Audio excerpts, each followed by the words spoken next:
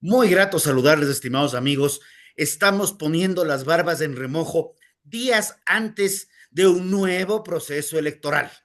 Procesos electorales donde definimos qué camino le queremos dar al Ecuador y en este momento nos vemos abocados a tomar la misma decisión de manera cruda que tomamos hace un año y medio aproximadamente, donde los mismos modelos económicos y los mismos candidatos estaban entrando a segunda vuelta en un momento muy apretado. La economía, la estructura de la sociedad. La economía es lo que nos permite subsistir, sobrevivir, pero hay que entenderla. ¿Y qué mejor que eso, que un profesor universitario para que nos dé algunos tips de hablar de la dolarización, hablar de qué son los aranceles de Trump, ver cómo ve el país? Bienvenido, Luis Espinosa Godet, profesor de la Universidad San Francisco, articulista, editorialista y me ha pedido que lo mencione, TikToker, algo que requiere tiempo y esfuerzo. Luis, bienvenido, qué grato tenerte acá. Encantado de estar otra vez, encantado de estar contigo, Rodrigo, después de tantos años. Y parece mentira, porque has empezado diciendo eso de otra vez Ecuador en la encrucijada, otra vez unas nuevas elecciones que creemos trascendentes para la historia del país, otra vez los mismos candidatos. Esto parece agotador, ¿no? Porque vamos de susto en susto, vamos de elección en elección, pero parece que nunca hablamos de los problemas reales de la economía ecuatoriana, de los problemas reales de la sociedad ecuatoriana y siempre estamos a ver si salvamos el partido en la última bola en los penaltis de prórroga. Básicamente. Entonces, hay un tema que es crítico para el país. Nuevamente, uno de los actores de la campaña ha sido el dólar. El dólar tiene más popularidad que los dos candidatos juntos, ¿ya? Sí. Pero ¿por qué tiene esta popularidad? El dólar ya cumplió más de 25 años, ya es un adulto completo, ya su desarrollo neuronal está cumplido, pero gran parte de la población y particularmente de la población joven votante nunca vivió el Sucre. ¿Por qué el dólar le defendemos tanto si muchos ni siquiera conocieron el antecesor? Bueno, la verdad es que en la pregunta hay tres temas muy interesantes. En primer lugar, es bastante sorprendente que en toda campaña electoral terminemos hablando de la dolarización, cuando la dolarización es lo mejor que le ha ocurrido a la economía ecuatoriana y es prácticamente lo único que funciona en la economía ecuatoriana. Entonces, en lugar de estar hablando de todo lo que no funciona, que son decenas, centenares de cosas que se podrían modificar en la economía ecuatoriana para que funcione mejor, estamos hablando de lo único que sí funciona, que es la dolarización. En primer lugar, es evidente que esto es una paradoja, es evidente que aquí hay un problema para entender. En segundo lugar, como muy bien dices, hay una cuestión y es la población ecuatoriana es muy joven. Y aunque para ti o para mí 25 años parece que fue ayer por la tarde, para los jóvenes el año 2000 les suena al Pleistoceno superior y no tienen recuerdos de lo que es vivir con el sucre. Y no tienen recuerdos de lo que es una inflación permanente. No tienen recuerdos de lo que es el empobrecimiento de la población a costa de la inflación para financiar o a los exportadores o al gobierno, lo mismo me da. No tienen recuerdos de lo que no es capaz de ahorrar o de prosperar. Claro que en 10 años con dolarización no ha habido prosperidad. Ellos no conocen lo que es un país con crecimiento económico porque lleva 10 años sin crecer en términos de PIB per cápita, no conocen lo que es generar empleo, generar oportunidades, etcétera, etcétera. Quizás esos son los principales problemas. Exactamente. A pesar de tener una moneda sólida, a pesar de tener previsibilidad, saber que para el sector formal, para el sector informal, el dólar que me gané trabajando en el mes de enero es el mismo dólar que lo voy a poder dar uso en junio, en agosto, en septiembre, en diciembre. No es como cuando era Sucres, que lo que yo podía comprar en Sucres en el mes de enero, probablemente yo compraba menos de la mitad en el mes de noviembre o diciembre. Entonces, Claro. ¿cómo explicarles la importancia del dólar?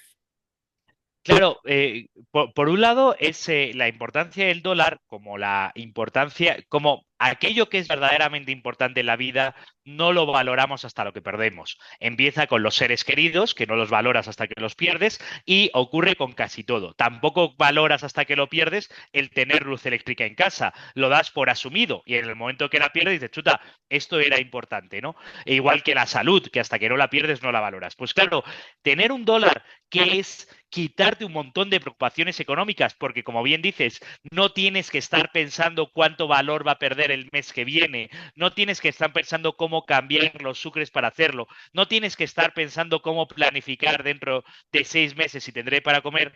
Eso te lo permite el tener el dólar. Pero cuando ya has crecido y vivido con ello, y como digo, la población ecuatoriana es muy joven, por tanto, menores de 40 años, que serían los que tendrían recuerdo con 15 de lo que era el sucre, hay pocos electores, lo dan por asumido y lo dan por normal. Y parece que no valoran todas las ventajas que les da el dólar. Y cuando oyen cantos de sirena de vamos a crear nuestra propia moneda, vamos a hacer ecuadólares, vamos a hacer política monetaria para que haya, les parece una buena idea porque no están valorando lo que están perdiendo y no lo valoran porque están perfectamente acostumbrados a ello. Y quizás por eso es tan importante lo que estamos haciendo aquí, que es intentar explicar todo lo que se pierde cuando no se tiene una moneda sana. A ver, pero hay países que han salido de la dolarización. Hay un caso emblemático que es el tema de Zimbabue. Zimbabue creó su Zimbabue dólar, más por Sí, decirlo así. en realidad, ese caso emblemático, que evidentemente yo no conocía, pero me tuve que estudiar cuando empezó a salir, en la práctica, Zimbabue lleva 5 años, digo de memoria, pero intentando salir de la dolarización, pero aún a día de hoy, la moneda más utilizada de Zimbabue es el dólar. Aún a día de hoy, el gobierno de Zimbabue no ha sido capaz de sustituir una moneda por la otra, porque hay que tener en cuenta que desdolarizar implica que en algún momento dado le vas a tener que decir a la gente, deme usted el dólar que tiene, que yo le pago o yo le cambio por esta otra cosa. Y en ese momento la gente va a decir, no, yo me quiero seguir quedando con mi dólar. Por tanto, claro que es mucho más fácil dolarizar que desdolarizar, porque dolarizar es un proceso que se hace con la voluntad de los ciudadanos, desdolarizar es un proceso que se hace de manera coercitivo contra su voluntad. Ya, perfecto.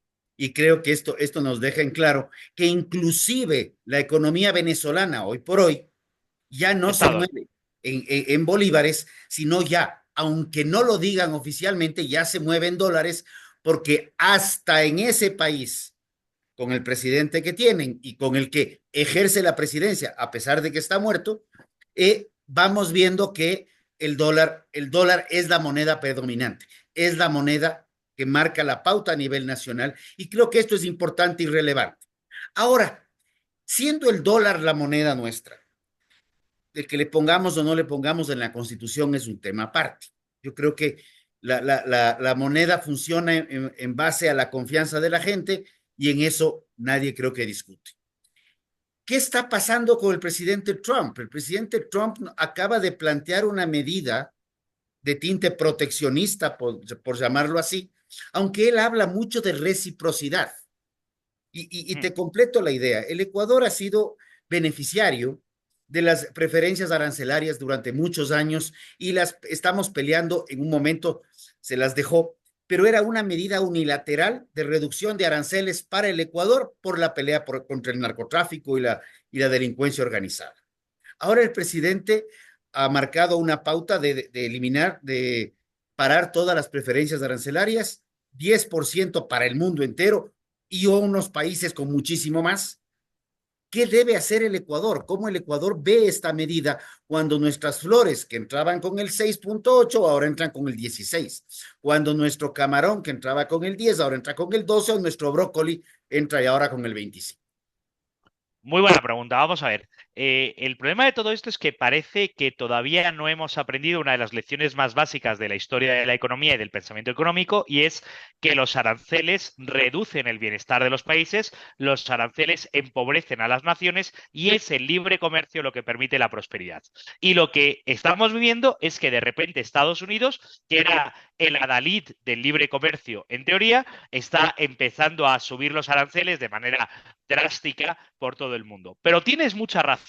Tampoco es que desde Ecuador o desde la Unión Europea, por ejemplo, se puedan escandalizar mucho cuando Ecuador Ecuador o la Unión Europea lleva décadas imponiendo unos aranceles muchos más altos de los que imponía Estados Unidos y lo que hay que tener clarísimo es que a pesar de toda la retórica, los aranceles son siempre un impuesto a tus propios ciudadanos. Por tanto, no es le pongo impuestos a Estados Unidos y así me beneficio, no, le impongo impuestos a Estados Unidos y así mis ciudadanos tienen que comprar, por ejemplo, en el caso de Ecuador, cada carro o cada moto un 25% más caro de lo que vale en otros lugares. De hecho, los carros en Ecuador valen un 50% más de lo que podrían valer en Colombia y en Perú. ¿Eso qué quiere decir?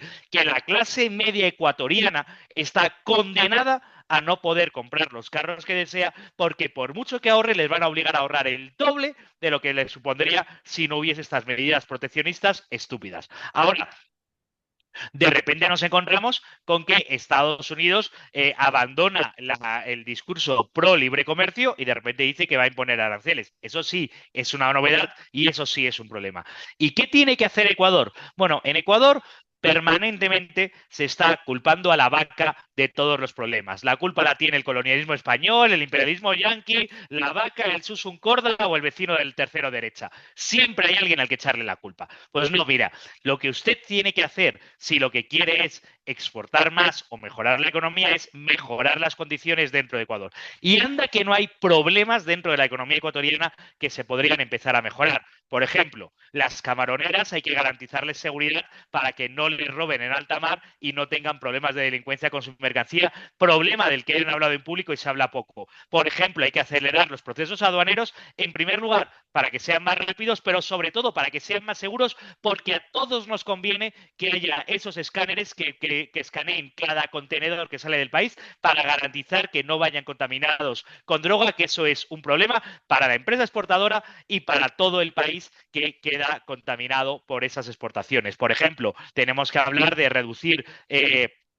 de hacer más flexible el mercado laboral para que se pueda contratar más, de hacer más fácil crear empresas. Es decir, Ecuador tiene un montón de hacer más sencillos el pagar impuestos. Ecuador tiene un montón de problemas que podría hacer que su economía fuese mucho más competitiva, más allá de empezar a hablar ahora de los aranceles, que sí, son un problema ya ido, pero no son el peor.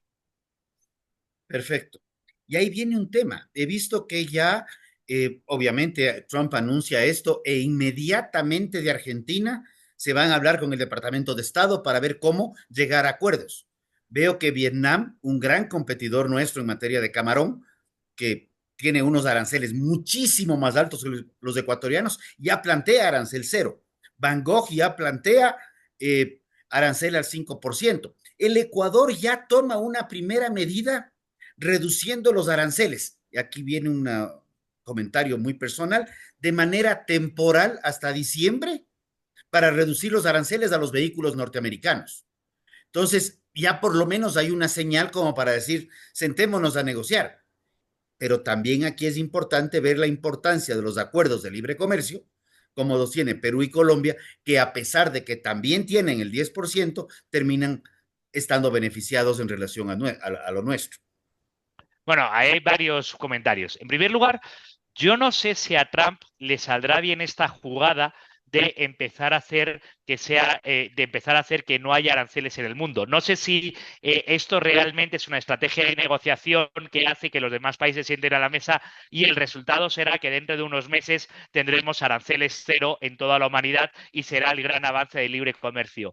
Me extrañaría que fuese así porque la retórica no va en esa dirección. Y a mí me preocupa mucho el discurso. El discurso no va en la dirección de es que los aranceles son malos. El discurso va en la dirección de yo impongo aranceles para beneficiar a mis ciudadanos y eso es bastante extraño.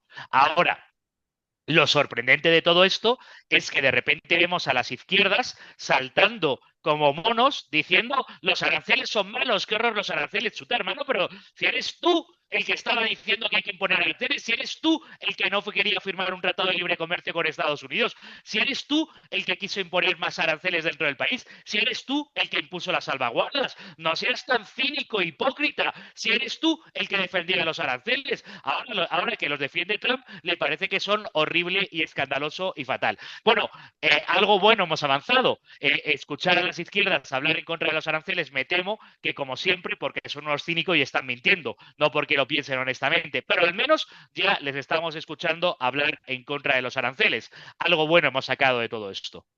A ver, yo sí tengo una opinión y se alinea en parte a lo que tú mencionas. Sí creo que esta apuesta del pie en el cuello, digamos, de los países en que Estados Unidos lo presiona y le dice o me bajas o te presiono más, lo que ya sucedió con Colombia, podría generar, no sé qué probabilidades haya, una nueva etapa de libre comercio a nivel mundial. Creo que por ahí El podríamos problema, estar yendo. el problema con eso es que Trump no está hablando de que quiere reducir los aranceles. En la primera columna de su presentación de lo que estaba hablando es de que quería reducir el déficit comercial. Y el déficit comercial es algo completamente distinto de los aranceles. Los aranceles, claro que se pueden negociar porque, como he dicho, son un impuesto y son política de Estado. El déficit comercial es que los ciudadanos de Vietnam, por poner un ejemplo, los ciudadanos de Estados Unidos libremente eligen comprar muchos productos de Vietnam y los de Vietnam evidentemente, porque son más pobres, no compran tantos productos de Estados Unidos. Y eso no es un problema y no es negociable políticamente. Porque ¿qué vas a hacer? ¿Prohibir a los ciudadanos de Estados Unidos comprar productos vietnamitas? ¿Obligar a los vietnamitas a comprar productos de Estados Unidos? Se pueden negociar los aranceles y eso sería positivo. Pero cuando Trump se pone a hablar de déficit comercial es otra especie completamente distinta. Sí, definitivamente esa fórmula ha dejado muchas inquietudes. Eso Yo es. creo que todavía estaremos viendo cómo Estados Unidos renegocia su deuda externa y ve cómo soluciona una estructura de problemas, pero habría que ver qué resultados hay. ¿Qué acciones debería tomar el Ecuador ante esto? Más allá de Yo lo que se tomó en automóviles. Bueno, en primer lugar, lo de los automóviles es una buena señal y, como digo, lo de los automóviles no es una cuestión de favorecer a Estados Unidos, los automóviles es una cuestión de favorecer a los ciudadanos de Ecuador de clase media que han ahorrado mucha plata para intentar comprarse un carro y que ahora lo van a poder hacer porque van a tener que pagar menos impuestos. O sea, es algo perfectamente noble, perfectamente justo y perfectamente lógico. Y tenemos que incidir en esa dirección. Pero volvemos a lo anterior. Ecuador tiene muchos problemas para exportar, pero no por culpa del resto del mundo, por culpa de Ecuador. Ecuador tiene un camarón maravilloso, unas flores magníficas, un atún de primera calidad, un cacao de primera calidad, un café que el mundo está deseando comer. Pero claro, tiene unas leyes fiscales que impiden crear empresas, unas leyes laborales que impiden contratar, unas normativas que hostigan al empresario que quiere comerciar libremente. Todo eso que tú, como productor del sector primario ecuatoriano, sabes, como saben todos esos empresarios que hay en el Ecuador, los formales y los informales, todos viven en este infierno burocrático, en este infierno fiscal que hace heroico el poder producir un litro de leche o heroico el poder exportar una libra de cacao. Pues si en lugar de ponérselo tan increíblemente difícil a los empresarios y a los exportadores, se lo pusiésemos un poquito menos difícil, empezamos a eliminar normas absurdas, empezamos a eliminar impuestos confiscatorios como la salida de divisas, que impide que podamos comprar la maquinaria que luego nos permite salir adelante, porque si quisiéramos exportar, por poner un ejemplo del sector, queso ecuatoriano, necesariamente primero vamos a tener que importar maquinaria que es la que produce ese queso. Si para importar esa maquinaria tengo un montón de aranceles y además un impuesto del 5% a la salida de divisa y además una regulación absurda, va a ser prácticamente imposible que yo pueda producir queso a precios competitivos. Pero no porque no haya ni calidad de la leche, ni capacidad de producir queso, ni calidad del queso ecuatoriano, sino porque las propias normas que el gobierno de Ecuador pone a los propios ecuatorianos lo hace prácticamente imposible. Empecemos por barrer la casa y tener la casa ordenada y luego ya hablaremos de si los vecinos tienen la casa limpia o no. Y añado un detalle. Estas normas absurdas, incoherentes, inconsistentes, además de todo, ni siquiera son normas estables en el tiempo. Las Eso es. cambiamos una o dos veces por año para complicarte más. Cuando ya aprendes a vivir con una, te la cambian y eso no ha sido mérito de ningún gobierno en particular. Esto es una estructura que venimos arrastrando desde hace varios años. Ha pasado 3 gobiernos, pero sí puedo decir que la constitución del 2008 contribuyó muchísimo a la, al maquillaje de una institucionalidad en el país cuando lo que ha hecho es complicar la institucionalidad y estatizar la economía lo más posible. ¿Qué opinión Bueno, te merece? Rodrigo, añadiría que tienes toda la razón, que la incertidumbre es probablemente lo más peligroso para la economía, porque la incertidumbre impide la planificación a medio y largo plazo, que es lo que permite que haya empresas y crecimiento. Pero eso se produce por un cambio de mentalidad peligrosísimo, porque la nueva mentalidad dice algo así como, no, los empresarios son explotadores, capitalistas, inútiles, hay que vigilarles, hay que controlarlas. Pero yo, que soy el Estado presente, yo que soy el segundo asesor del viceministro de Agricultura, que soy súper mega inteligente porque estudié una maestría en Europa y me creo la última Coca-Cola del desierto, yo te voy a decir a ti, agricultor Rodrigo, que llevas 50 años con tus vacas, yo que no he pisado mierda de vaca en mi vida, ni he ordeñado una vaca en mi vida, te voy a decir a ti cómo tienes que producir, porque yo he estudiado y además yo sé sobre los derechos de los animales. Y tú me vas a escuchar a mí porque yo soy el segundo asesor del tercer viceministro del Ministerio de Agricultura. Claro, la mentalidad es perversa. El punto de partida es perverso, porque el punto de partida debería ser, oye, yo estoy en el gobierno, ¿qué podría hacer yo para ayudarte a ti, industria, agricultor, empresario, que sabes tanto de tu sector que yo no sé, para poder ayudarte para que podamos como país prosperar, contratar más y exportar más? ¿Qué podría hacer yo para hacerte a ti la vida más fácil? Esa debería ser la mentalidad. Y la mentalidad es exactamente la contraria. Y el problema es toda esa playa de inútiles burócratas, vividores de la política, que se creen muy inteligentes y son muy tontos y que están permanentemente creyendo. Entonces llega uno y dice, se me ha ocurrido una gran idea para hacer un nuevo reglamento, pero ese, como es un inútil, a los 6 meses o al año le despiden del ministerio. Y entonces llega otro nuevo y dice, a mí se me ha ocurrido una idea todavía mejor que a los 5 anteriores que estuvieron antes que yo y que les despidieron por inútiles. Pero de verdad que esta vez sí voy a hacer la normativa buena. Y este presenta una nueva normativa, es un nuevo inútil, le terminan despidiendo y luego terminan dando clases en la universidad. Pero creo que eso es gran parte del problema que tenemos, la mentalidad. Y eso es lo que tenemos que hacer. Tenemos que poner el eje no en el gobierno, que se supone que es sabio y salvador, sino en los ciudadanos, en los empresarios, en los trabajadores, en los exportadores, en los productores, en los agricultores, que sí son sabios, trabajadores y creadores de riqueza.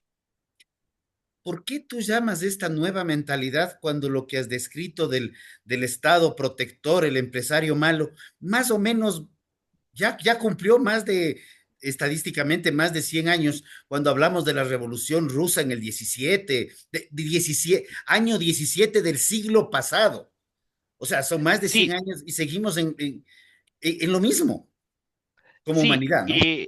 y creo que lo que estoy describiendo es exactamente el socialismo y como muy bien dices, tiene, yo incluso me iría un poquito, y quizás hasta la Revolución Francesa, o sea, viene de muy antiguo, pero como tú muy bien decías, esto se consagró en Ecuador con el correísmo y la Constitución. Era un mare magnum de ideas que estaba más ahí, pero la mentalidad que rige la Constitución de Montecristi es exactamente esta. Es el Estado el que es sabio y el que tiene que solucionar todos los problemas. De hecho, literalmente la Constitución de Montecristi dice un montón de veces este tipo de cosas. Por ejemplo, no podrá entrar la empresa privada en los sectores estratégicos. ¿Por qué? Porque yo, el Estado, sí sé manejar, pero los empresarios no mucho. Tenemos que hacer una superintendencia y control de poder de mercado, una superintendencia de compañías con un montón de poder. Es decir, la Constitución de Montecristi fue la que cristalizó estas ideas en toda la normativa que ahora nos asfixian.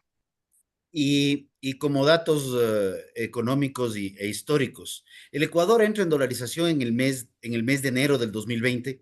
Obviamente hubo un periodo de ajuste hasta que, porque fue una entrada brusca, pero en el 2003 tenemos la única inversión de extranjera directa real que ha tenido el país en los 25 años, que fue el oleoducto de crudos pesados, y posteriormente tuvimos el mayor crecimiento económico que hemos tenido con el 8% de crecimiento anual. Ahora Sí. viene la pregunta, ¿es esta constitución lo que tanto decimos? tan maravillosa que a pesar de haber tenido precios de petróleo en valor actual de 140, $150, para lo único que nos sirvió es para gastarnos la plata e inclusive con sobreprecio, porque hasta el whisky de las fiestas que creo que lo compraban con sobreprecio, en lugar de desarrollar la economía del país. Este tipo de política es lo que necesitamos trabajar, lo importante, dejando lo famoso urgente atrás. Bueno, Rodrigo, varias cosas. Primero, has citado el oleoducto privado que se acaba de cumplir los 20 años de concesión y que otra vez con esa mentalidad estatista, un modelo de éxito, porque el oleoducto tenía menos fugas de las que tenía el oleoducto público y operaba a menor precio del que operaba el oleoducto público. Es decir, tenemos 20 años de datos para decir que este modelo funcionaba mejor. Bueno, pues con la mentalidad estatista que nos invade, han decidido que vuelva al sector que lo toma el sector público en lugar de continuar una concesión que era más barata y tenía menos fuga. Luego, si eres ecologista, te convenía lo otro. Si eres razonable porque te sabes que el precio es menor, te convenía lo otro. Pero me parece un excelente ejemplo de cómo da igual los datos, porque aquí lo que tenemos es una ideología de que el Estado siempre va a ser mejor, el Estado lo tiene que hacer todo y eso es lo que nos invade.